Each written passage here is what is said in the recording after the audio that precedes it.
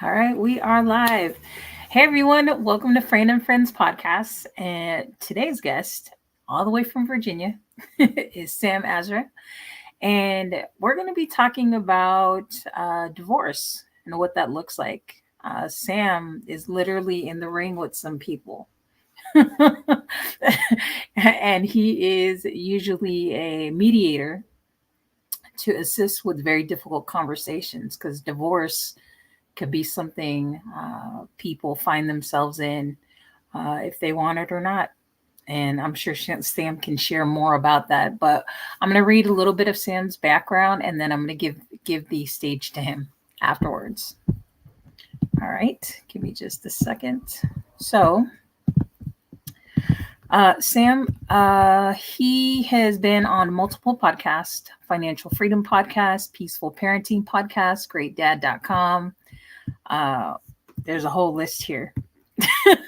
And I'm not going to go through that, but he is a divorce expert dedicated to helping fathers achieve better outcomes in court, reducing legal costs, and to preserve their relationship with their children. He has over 10 years of experience in divorce, in relationships with parents and children. He's guided countless fathers through the complexities of separation, custody battles, and alienation.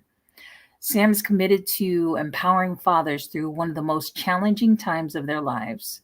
His holistic approach combines legal acumen with compassionate coaching, ensuring that fathers not only achieve legal success, but also emerge stronger, more connected to their children, and ready to build a positive future. Yo, Sam, that's beautiful. Thank you. How did you get into this business? Like, yeah, this is like the first time I'm hearing, like, I hear advocates for dads, but Yeah, not as strongly as for mothers. right. And there's usually a good reason for that. I think originally women were left without much support in the court system, and they were oftentimes victims, and they still are. But as such, programs and a lot of support has been created for women in all kinds of situations like those. And now we're seeing the trend the other way around, where actually where you have those privileges and benefits of the doubts and programs, they can also, on a level, some level, be abused as well, because you have the benefit of the doubt. You have those situations that happen so much that one can also fabricate and lie and kind of get away with some of this stuff. So that's where we kind of come in on the father's side of things, and we're realizing that more and more instances of fathers who surprisingly, a lot of them just want to be, are just hoping for 50-50 instead of that's the expectation and that is, reasonable. So that's what we help with. But yeah, I appreciate it. As far as how we've gone into this, I kind of stumbled on to this over time. Um, as you mentioned in the bio, I've coached and helped kids and parents for a long time before I actually got into this field. Because what happened was I started out mentoring children, mentoring young teens, high school age. I kind of moved up, and then one day I was approached by a parent saying, "Hey, why does my child listen to you when I want them to do homework, when I want Hmm. them to do whatever? They don't listen to me." And so that's what led to me exploring parent-child relationships and actually helping parents, and understanding why. Well, that's an interesting question. Why did they listen to me and not? It was like more innate at that time, Mhm. but after more formal study and more sort of putting the pieces together, figuring out, oh, that's why. It's all about What was that? it's about the relationship you Mhm. have with your child. It's about what you tolerate and what you don't tolerate from the beginning, Mhm. right? So like if you have a parent, for example, who is too lenient with the child, and kind of does they don't have consequences, and not necessarily a bad or negative way. But for example, when they met me, it was like they didn't know what to expect. They didn't know what they could get away with yet, Mm. right? So for me, it's like, hey, like, you know, And then I would cut them a deal. I would say, look, do your homework, and then we'll play for the last 15 minutes, 20 minutes that I'm here. We'll play video games. Like if you get your work done earlier and it's right, I don't mind. I'm actually gonna give them a reward because they hated homework and they didn't want to do it for the whole hour. I'm like, hey, if you get it done faster, then you know the whatever time we have remaining, I'm cool with playing football outside, playing Halo, playing Minecraft, you know. And because I'm playing with them, I'm also building a relationship. Like dad Mhm. never played Minecraft with their child, never played Halo with their child, and so that builds a whole new level of like it deepens the relationship. And whenever you have a deeper relationship, you have greater influence on Mhm. the person. So in any case, from there we I kind of dived into more helping men in general, and then it kind of evolved into this field where I realized that it was really lacking in terms of support. And there's a lot of fathers going through this situation and didn't have anything to really turn to that was really exclusive for fathers. So here we are. Wow. Wow. So I know when we talked previously that there's certain like there's certain clients that you connect with. What would look like I guess a client profile for you when you are talking to people? How would they know that they need your services? As far as what, how, if from my side, like who I want to work with or who Yeah, they, who you how want to work with? so I generally, I mean, I think any instructor would want to work with someone who is coachable, who is ready to be open-minded. I don't really take anybody who just looking to be right, you know, Mm, or like looking because some people come on board to like validate kind of some of the stuff they're doing, and usually, I would say in over 90% of cases, it's a shared accountability thing. There's stuff on mhm, both ends that you could both be doing. And I focus really heavily on what you can control and what you can be doing to get a mm, result. Usually, it's not just one person just acting out. And so we have to get to the place where there's shared accountability and we identify that. And then we identify what part of your side of things we can control and we can actually create. Because you know humans there's a psychology and sociology aspect. The stuff that you give out, you know, there's a likelihood to reciprocate in a certain way just because that's how we've been sort of socially conditioned. It's very unlikely that you might do everything right and the other person is just crazy and they you know and they just you know they just want out to hurt you. That's unlikely. So that's kind of the approach. And I need someone who's not prideful about, you know, don't tell me how to, like the attitude of don't tell me how to raise my kids, don't tell me to, you know, be open mm, minded, you know. um, so I think that would, because that's going to help you bring about the most change. The reason why you're in a certain situation is because all the actions and thinking that's you've had in the past led up to this certain point, right? That makes total sense. yeah, So now if you're asking and paying for help, why would you make it harder for yourself to resist? yeah, yeah. Like, let's say that they're just meeting you for the first time. At what point in the process do you usually find that now they want to be more, I don't know if the right word is compliant, or they are more open where you can work with them? I think after you've connected with them and empathized with them, I think it goes for any human, especially men going through divorce is like probably one of the worst times in their entire life. Mm, And so they need to know, they need to build rapport and trust with you and know that you have their best interest at heart and that you side with them. And then once they have just that idea, then they're more open to hearing to what you have to say. But until mm, then, it's like, you know, there's plenty of people in the world, in their world, I'm sure, are judging them and have all kinds of opinions.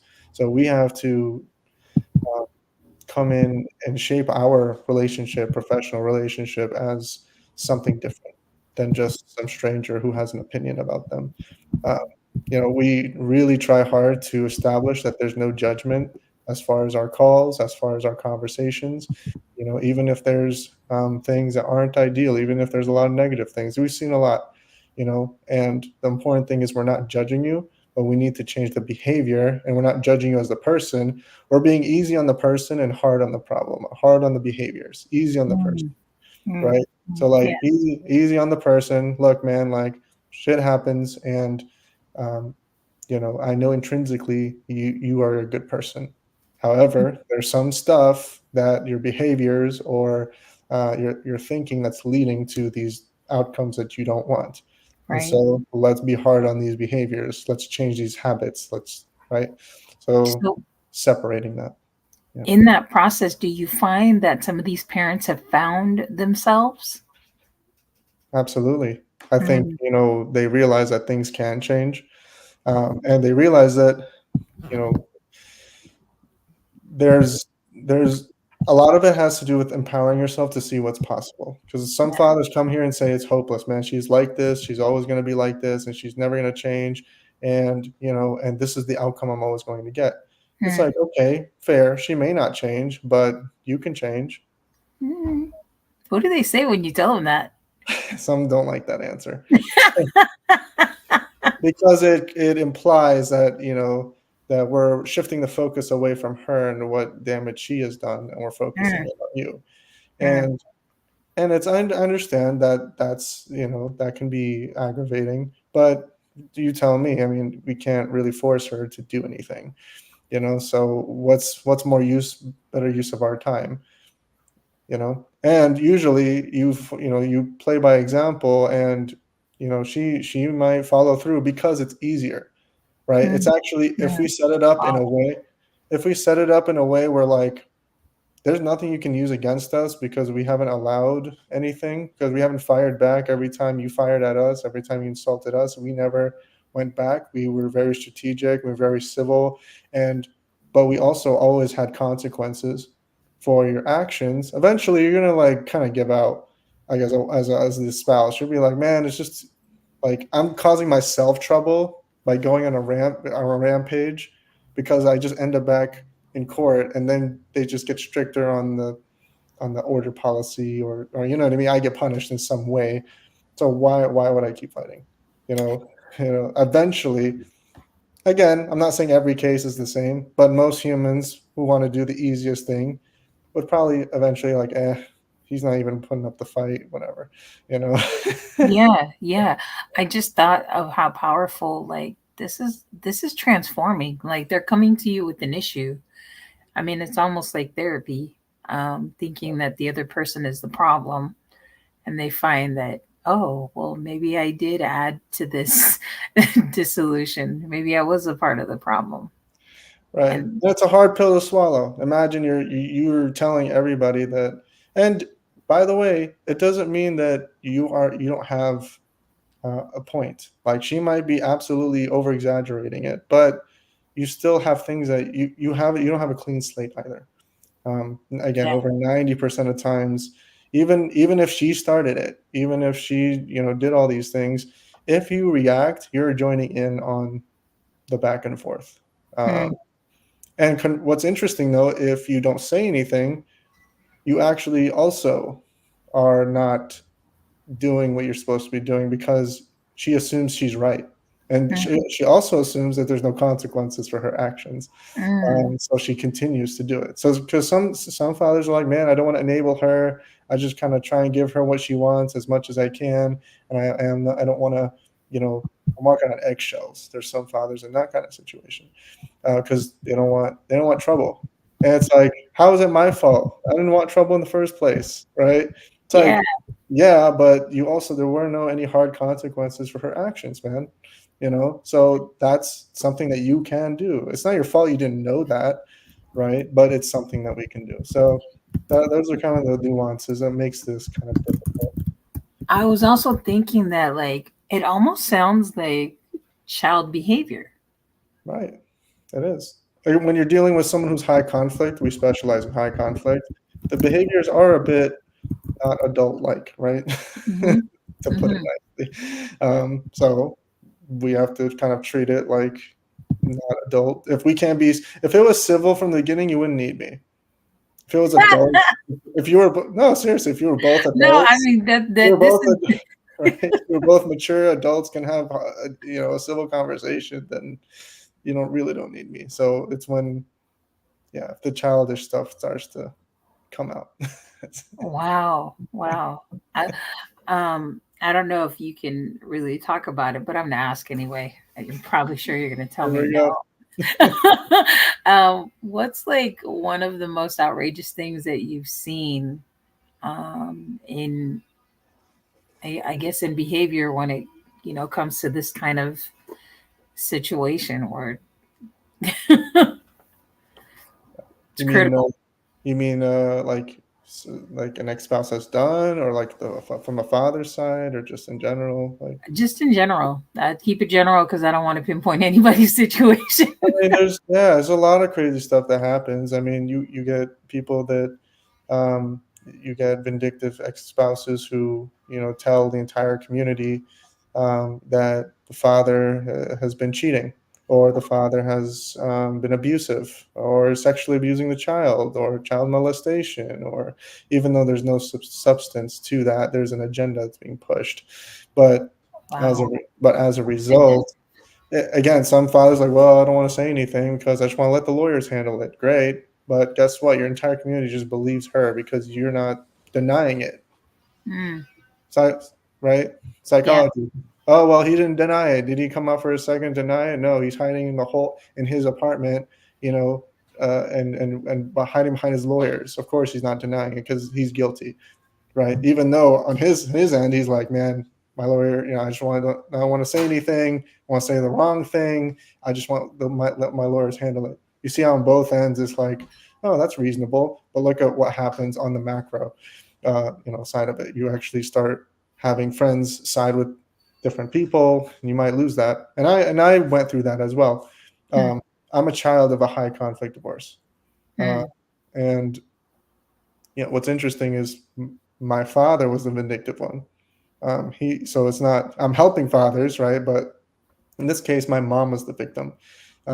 He was violent. He spent his time spreading rumors. We lost all our family friends as part of this because he told everyone my mom was cheating and he had all this evidence, and none of it was substantiated in court. If it was so easy that he had all the evidence in the world, then what happened, right? But he had other plans. He did funny things with money. He like drained all the accounts and wired them overseas, and so the only thing he couldn't take with him was the house, right? I'm sure if he could pick it up and take it with him, he would. Um, but wow. but the point is, I've seen that happen in real time personally. Mm, So I lost like 90% of my family friends as a result. And my mom was like, let's keep private matters private. And that's what we did. I mean, we were little.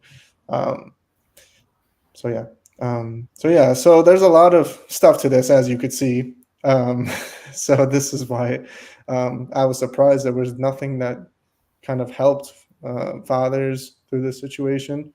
So that's why we're here. so you mentioned earlier about your mom saying to keep matters private matters private. Um, do you see some of the experience that you had with your mother and your dad's relationship? Did you identify like, hey, okay, these are some of the things that we need not to be quiet about, and just kind of take from that playbook of what worked and what didn't work into what you do now? Absolutely. Yeah, absolutely. We have a whole method on how we address. It's called like a rumor spreading or smear campaign. Hmm. So we know how to combat that, so that you don't end up losing. And it's not just you got family members, friends, mutual friends, community members, even like stuff you have mutual interests, such as like a church, right? Imagine if like your ex-spouse went around the entire church, gossiping about how you did it, X, Y, and Z. You're a Oh my child god. molester, like, do you think you're going to be invited back to that church? What are people going to think about you? Uh, Yeah. you know, so Well, what would you suggest one thing for people to do to actually combat that kind of behavior Well, if they one, are experienced this from a divorce standpoint? one, don't be quiet. Mm. Um, don't just, oh, let her, the judicial system will handle it. That's the common thing. Or let the lawyers handle it. Let them do their job. I'm just going to be quiet. The problem is, you might have a point as far as, oh, I don't want to say the wrong thing, but the other reality is she can get the entire town to agree with her and then bring it to court. Mm. Yeah, because Wow. I got 50 other people, man, who side with me. Crazy. What now? Wow. Wow. Wow. Right. Wow. Wow. And then that's convincing. I mean, that's Yeah. convincing to the court. I mean, look, you got 100 people saying the same thing. She's been campaigning for the last 3 months, campaigning, right? Talking, gossiping, whatever. Well, we're in the political season, so it's perfect. Right, right. Whatever word you want to use. And by the way, this happens on both ends. We focus on fathers because that's our niche. I just want to be Yeah. clear about that. This happens definitely on both ends. Again, my father was the vindictive one when for me as a child. So, but that's why we're just focusing on women as far as this conversation. But yes, um, this is what happens. And so being quiet is the last thing you need to do. But you also don't want to also spread rumors of your own, right? Mm. That's not how to do it either. So Yeah. we have a balanced approach as to how we. It's kind of like it's like a PR disaster crisis campaign approach. Yes. I don't know Uh, if I you are a forgot bit what it's called. PR. crisis management or Yeah. whatever, Yeah. yeah, PR something. crisis management. Yeah. Right. It's like someone created a rumor about you and like, not everyone's talking about it and it's not exactly accurate. And it's like, holy crap, this could seriously affect our business, our valuation, people's morale, people's trust in the business. It's a similar idea. Yeah. Yeah. Wow. So, for those of you that are listening, don't be quiet if you are getting smeared on. Say something so that way you can advocate for yourself, right? Yep. All right. So, you mentioned that you assist with co parenting and a difficult ex spouse, and we've already been covering a lot of that. Hmm. Um, what other situations do you think? I guess you what not I think that you assist with, like I know they're between the spouses they're having these issues. How does that affect the child? Well, it affects the child in a number of different ways. For one, the child is often, especially in high conflict divorces, I would say is they're used as a weapon. Oh, The they're weaponized against the other person. In this case, with fathers we work with, they're weaponized against the father. It's not uncommon to hear threats of, do this or I'm never going to let you see Johnny again. yeah. Do this or I'm never going to let you see the kids again.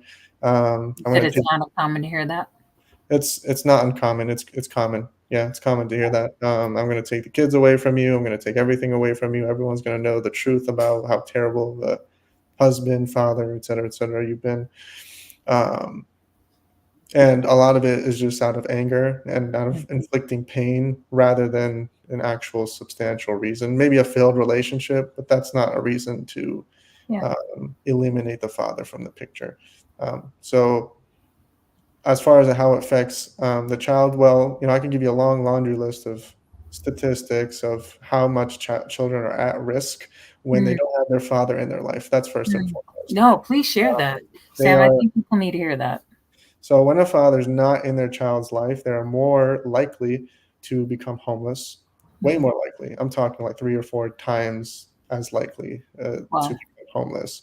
More likely to abuse drugs. More likely to not graduate high school. More likely to have a failed relationship of their own. More likely to uh, get pregnant early if you are a woman. More likely to join a gang if you're generally for men. More likely to be in poverty. There's just um, so much that a father offers in terms of a figure of being the example of what a man should look like as far as a relationship, as far as how they should treat people, how should they should carry themselves, um, and the responsibility that, and really enforcing. A lot of fathers are not there to really have a level of enforcing and leadership for their children. Now, let's just say even if they have both parents in their lives but they're divorced, they're way more likely to struggle with expressing themselves emotionally. They have Mm, It's very common to see them become delinquent as they grow into their teenage and adult years. It's more likely that they drop out of college or they hang out with the wrong crowd, and then that has a whole number of consequences right. and ramifications. It's very likely that they get into their own relationship and becomes tumultuous, just like your relationship has. Mm, And they're very, very, very likely to divorce and go through the exact same thing that you're going through as a father or mother. wow. Um, so their statistics are astronomically higher when it comes to divorce rates, something in the realm of 60 to 70% chance of Wow. uh, of divorcing. What Um, would no go ahead, sir.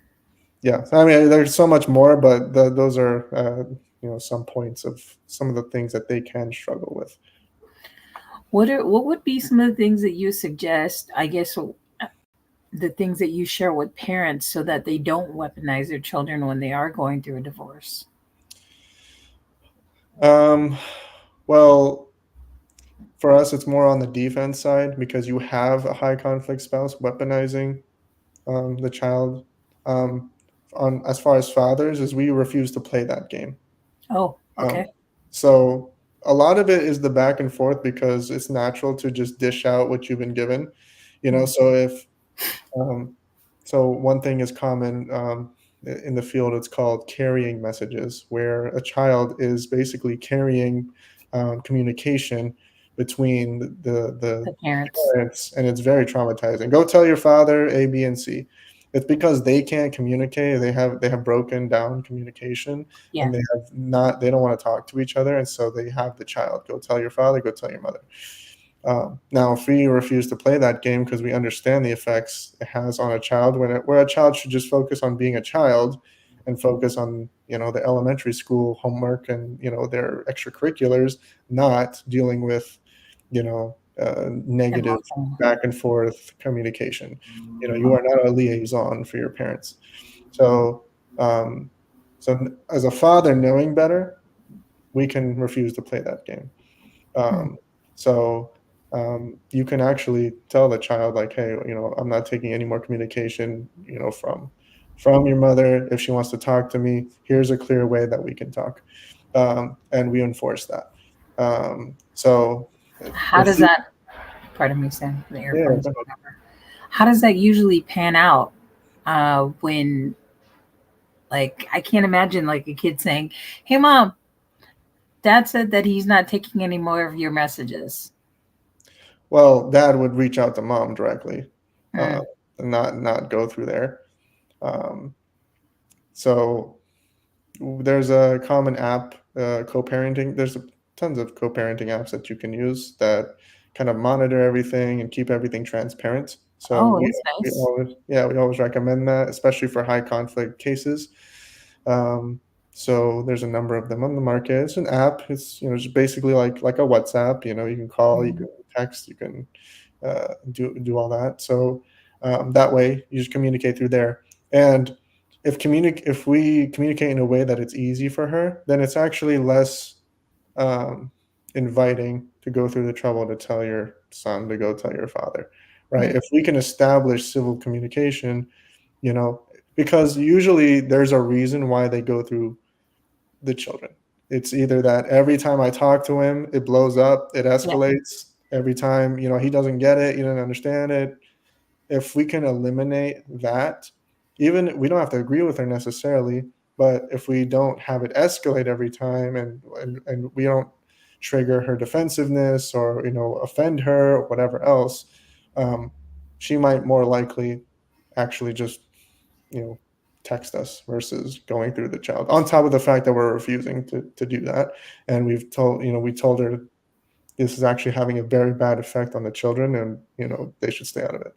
Um, so working on that, basically, it's kind of like the pleasure and pain, right? Like reward the behaviors you want, and um, this is de-incentivize, whatever, de-incentivize the behaviors you don't want, Yeah. and Wow. in some cases punish the behaviors that you don't want. Um, so, anyways, yeah. I was curious because you said punish the behavior you don't want. How would you do that in this situation? Um, well, if it gets to a point where it's going back and forth, you can start talking about, hey, like, I don't mind um, bringing in a therapist or whatever to, see that this is a real problem, and then taking this to court and having this included in the court order. I'm, Mm, you know, I, I hope that this won't be necessary, that we can simply text. And, again, I would love to know if there's a reason you don't text, because I will work to solve that, whatever it is. So if, again, most people who are just want to get on with their lives, might take that offer, you know, that kind of thing. Now, carrying messages is a not as major of an offense as some of the other things that you know that vindictive parents do. So you got to also, in some instances, pick your battles. Now, if you can support the child in other ways, to say, I know she's, carrying that. This is, maybe you can even educate them on it. This is what's happening. Carrying, the reason why I don't blah blah blah is because you should be focusing on your kid and not focusing on, you know, so I'm doing everything I can. So you can even kind of reassure the child and get the child any emotional support that they may need mm, to kind of uncombat and support them through this process, when they really should be just focusing on being a kid. And already it's kind of messed up because they got two households and they're hassling back and forth, and they got two different people with two different opinions. And there's every reason to kind of get into a fight about what they should or shouldn't be doing. So there's already a lot of that. Yeah. I know you're focused on the parents, but how can the kids advocate for themselves if they're, old enough to? Oh, we definitely have a whole section on showing, teaching kids on how to communicate when, and empowering them to share when they don't feel comfortable doing something. Mm. Oh Right. God, that's wow, you wow, know so we powerful. definitely, so as soon as they're able to understand that they're not comfortable, like if mom is saying go tell your father or whatever, or vice versa, you can even say as a father to your son or daughter, say, hey, if I ask you to do something and you're not comfortable with it, I want you to be able to share it with me. you Mm, know um, and if you really try honor that, and they don't get in trouble when they do share something with you, then they will be more likely to share stuff with you, mm, and that can give you insight to then help them. So, and co-parenting relationships aren't perfect, so we're not going to pretend um, that there aren't going to be issues. So if the biggest issue is, on occasion she says tell your father this, then I think we're doing pretty good. If that's the biggest, yeah, that's the biggest issue. um, you know so thank you for that. Wow, this is so insightful. I not that I advocate divorce, but the idea, I mean, the realistic part of it is that sometimes we face these kind of situations. So, and if we do, it's good to know who to reach out to should we encounter something like this. And it sounds like you've created a safe space for these people. I think that's been the biggest thing. I feel like fathers or men in general don't feel like they have a safe space for Yeah. this, or perhaps they think it's weak to get help, or weak to have a safe space, or perhaps it means that they, are a bad person because they don't Mm, know how to, or someone who's incompetent. When they carry out their lives as a responsible leader who knows what to do, it's kind of like humbling to, and maybe hard to deal with the fact that maybe you don't know what you're doing, and that's okay. Children are one of the most complicated things ever. That's one thing I would not wing. Right. You get training for everything in the world, literally everything. Anything. You go to college, you go to school for 12 years, and you're surprised that you haven't gotten children on the first try in a high conflict relationship. So it's okay. So I want to really push that message out. You actually are more responsible for getting the right education and training to set you and your children up for success, and then let your ego and pride get in the way, or whatever, or your belief of what you thought you knew get in the way of you and your children, because you're only going to let the cycle continue, and they will deal with that same pain. So that's something we deal with. What's one of the points where the parent has now put down their I guess their gloves? What is, you mean, the Yeah, when they stopped fighting? yeah, when they do stop fighting, or like when they, I guess, well, I don't know. I was thinking, like, okay, if there are three major things that you encounter in your coaching, Mhm. what is it that, what are some of those issues? And I forgot that you already answered this question earlier with the fighting, because you said Mhm. that when the parent doesn't become as vindictive as they were, that now you guys are going on the right track. That's So right. what? Yeah. So you answered that question. So I didn't mean to repeat it. So what are three things, three major things that you would identify that they need your help? So, three major things. The first thing would be the idea of protecting you, your assets, your children, just the idea of protecting what you love and what belongs to you. Um, that's a big thing. So knowing how to do that, protecting yourself both physically and your emotional well-being, your assets, because you're going to be giving up um, half of everything, right? Yeah. Um, and not that it only owns to you, but there's a lot of wiggle room that goes into play if you're not aware of the different ways you can influence what half really means. Because there's a lot of stuff that could be appraised all kinds of ways and Mm. fabricated all kinds of ways that you're not aware of. Also, protecting your assets involves, well, she might know some personal information that you've shared as a married couple, that maybe now, if she's, wants to do damage on all sides of your life, she could, potentially damage you, your credit score, your bank accounts, whatever accounts she has access to, your social media accounts. So that's what we're talking about, protecting your stuff. And then protecting your children, protecting them physically, but protecting your relationship with them, any sort of alienation going on, or any sort of agenda that she might have, knowing how to protect those. So that's the one big thing. Second thing would be knowing how to navigate the legal system. You can um, easily spend over $100,000 running around and doing them, trying to wing this thing. Yeah. Lawyers will happily take your money. Um, and that doesn't mean all lawyers are like that, but definitely when you're incentivized to, buy time, then you want things to take as long as possible. That's just, it's human nature, right? I mean, I get paid more when we take a little longer. So if you don't think that they're going as fast as they can, probably not. But more importantly, is there's a lot of other ways that we can go about doing the paperwork that doesn't involve the most expensive option, which is lawyer up, and Mm. fight. And part of that is knowing how to calm the flames and get to a point where we might actually be able to cooperate on most issues, and get to a place where I actually can talk. And that is soft skills. Those are not legal skills. Those are soft skills with another human being that we can come to the table and talk and make this not about us anymore. It's about the children. So sometimes it works, sometimes it doesn't. But at least having that option can potentially save you a freak ton of time and money and aggravation. Um, and then knowing how to put yourself in the best position. So that's part of the legal guidance. We're still on number two. How to show up in court, what you should be doing, how you should present your evidence, how you should document, what stuff should you be looking for.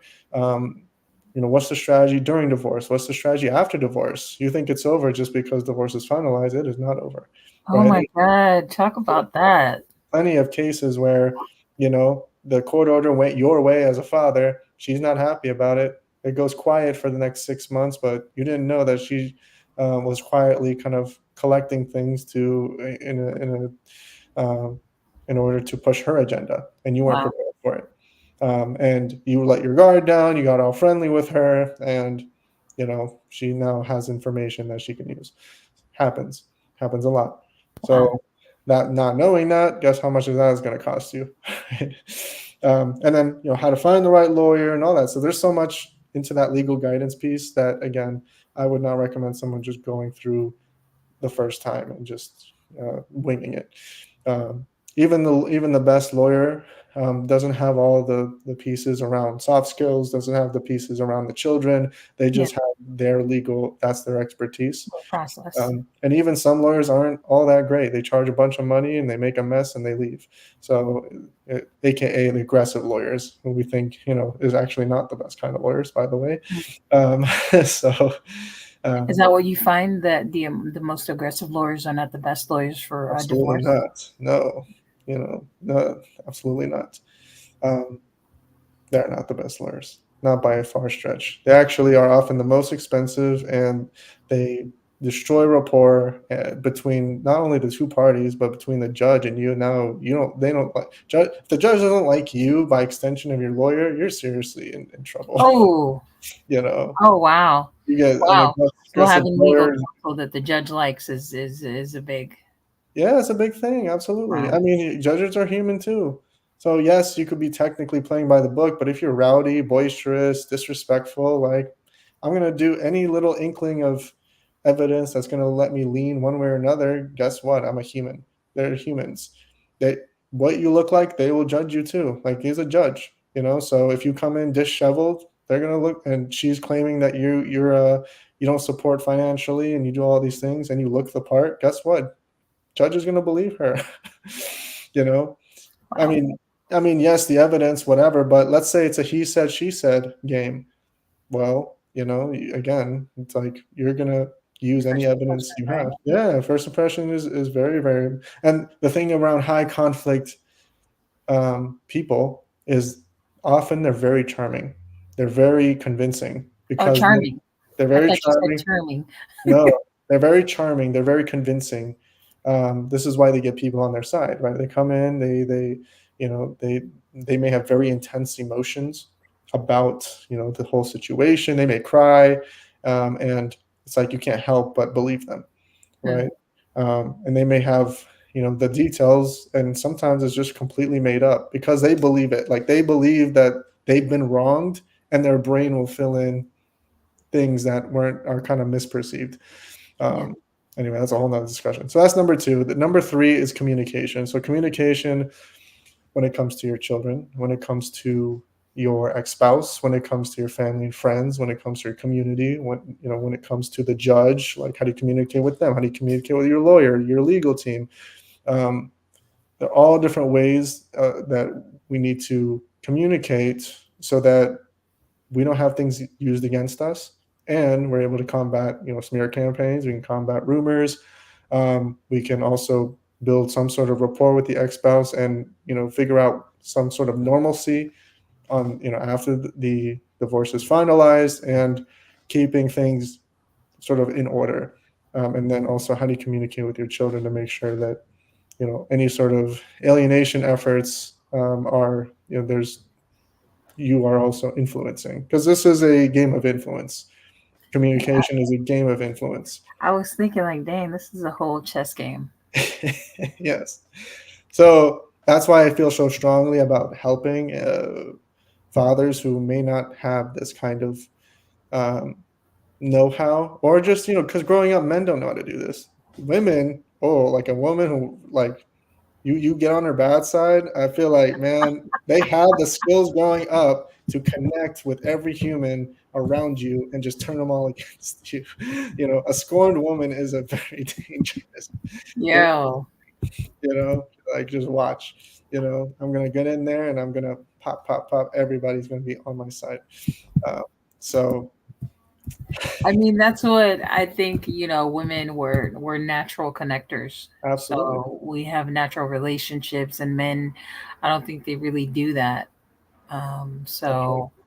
So it's like, oh, auntie or mom or grandma, Yeah, men are she's the like, best. yeah, men are heads down. They keep to themselves, you know, like, yeah. And again, we're not here to, say gender this, gender that. We're just talking about tendencies of what we tend to see. And you add on top of that that women are oftentimes the victims, and they oftentimes are in these situations. That adds flames to the fire, because like, oh, Hmm. this is just another abuse, case. We've heard thousands of these before. So why is this one any different? So they get the benefit of the doubt. You find this very common, that there's a sort of invisible bias in a lot of courts, um, that women don't have to overprove, they don't have to prove nearly as much for them to kind of get their word across. Like basically to say, yeah, he did these things to me. Well, that's pretty believable to me, because when it becomes a he said she said, like it's the burden's on the father to overprove the fact that what she's saying is wrong and she's lying. Um, But once we're able to establish that she is a pattern of lying, then we really break down her behavior. And that's when she loses credibility. And that's when we really gain the upper hand, of, in the court. And that's part of legal guidance as well. Well, Um, Sam, I know you shared, I think this part you were sharing a lot about divorce preparation, right? Because that's what it mhm, sounded like. that's right. But we're at 45 minutes, 46 minutes actually. And I wanted to get into the next portion of our show where we talk a little bit more about you and how people can get to know you a little bit better, but also too where they can find you. But we'll do that after the question. So I'm going to segue if that's okay with you. What do you mean? You want to talk more about divorce and the devastation on kids? What are you talking about? On a All right. Friday evening? All right. Yes, go All ahead. right. So one question is, tell me about three most influential people in your life and how they've impacted you. Oh, man. Or one's fine. One's fine. Yeah. Because there's just a lot of people that I look up to. Well, then three if you have a lot of them. Yeah, okay. Let me think. Yeah, you really thought. Um, I would say my mom is very influential. Um, and what's interesting about this is she, in some cases, was not a very positive influence, but she also was very positive in certain aspects. And it's important to know what to take from somebody, and it's equally as important to know what not to do and not to take from somebody, and to actually do the opposite. And my mom really has taught me a lot of things. She's been through a lot, and so me and her have been through a lot together. And I think, I really respect and admire her in some ways. Other ways, of course, I feel like, unfortunately, when you've been abused for so long, you get into a some thinking that, is hard to agree with.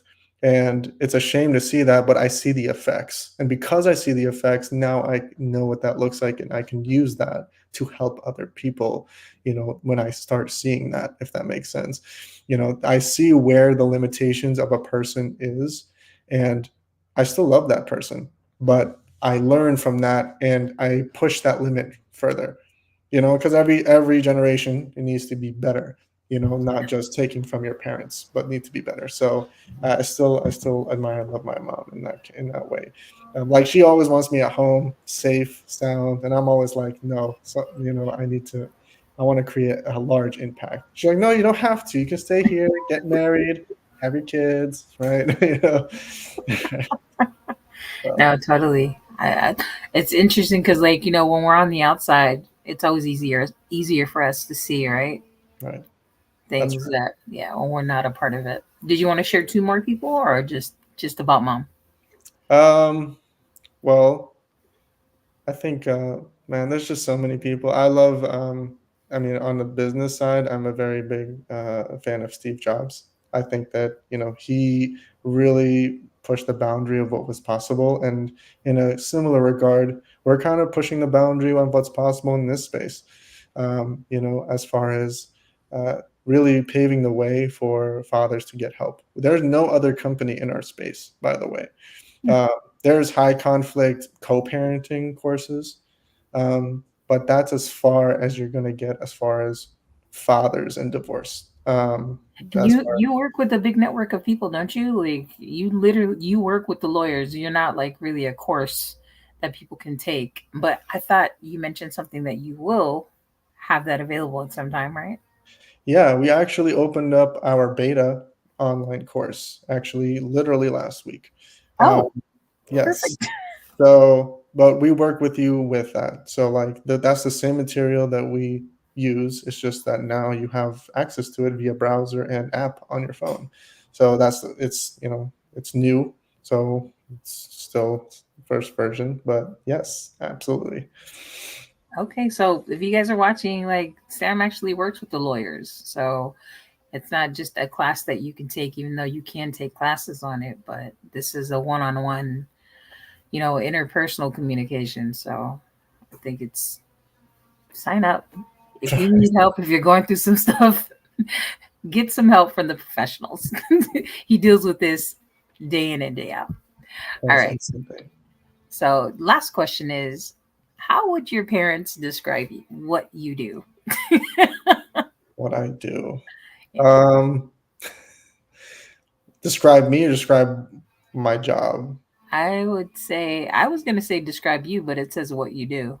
I would prefer for them to describe you. Describe me rebellious. I feel like I'm a rebellious child. I everything my parents told me not to do, I did. Um, and no, I was a good kid actually. I didn't do like I didn't go and get wild, but there were a lot of things that um, my mom, again, risk averse, would consider very risky. Starting a business, traveling, going into a new field, kind of dropping everything and just diving into something. Even like getting into real estate, renting your property. Oh, what if they wreck your property? And there's a whole laundry list of worries of other stuff. Like, mom, right? So very much kind of rebellious, but also I always had a passion. I was always a dreamer. I was always Mm, thinking big. I was always thinking things should be bigger than this. Like life can't just be this. There must be more to this. And I really had that kind of glimmer in my eye, like that twinkle in my eye. Like I always thought, like yes, and here I am, kind of manifesting that, which is really cool. But yes, rebellious for sure because I'm sure she wasn't happy when I said, "Hey, I'm moving over here," or "Hey, you remember that program I was in? Well, I kind of dropped out." What? Well, it well, worked out in the end. So all is good now because she just wants stability. So from a mother's perspective, I get it. that makes so much sense.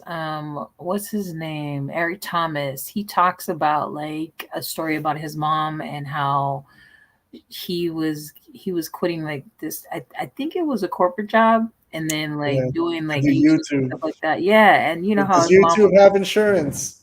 Yeah, right. That right, and it sounds very similar to that story. Yes, Like she's right. wanting I him to love find Eric safety Thomas. and security, right? I love Eric Thomas. I'm a big fan of him. Oh, so you Yeah. already know. All right. Right. Well, I did say the previous thing was the last question, but I did have one more question for Sure, you. sure. Fire away. If you could give your 18-year-old self some advice, what would you say? I could Oh give no you. no no no no no no scratch because you were talking about manifestation, Okay. and I love that because you said you had a twinkle in your eye.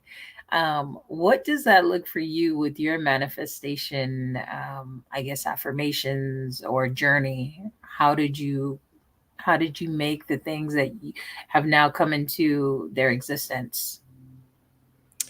How to actually come to fruition? Yeah.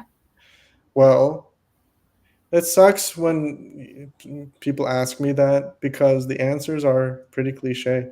It's really sad that cliches have lost their kind of bite and their power and their words. It's kind of like someone who just always apologizes or always says "I love you" every other sentence.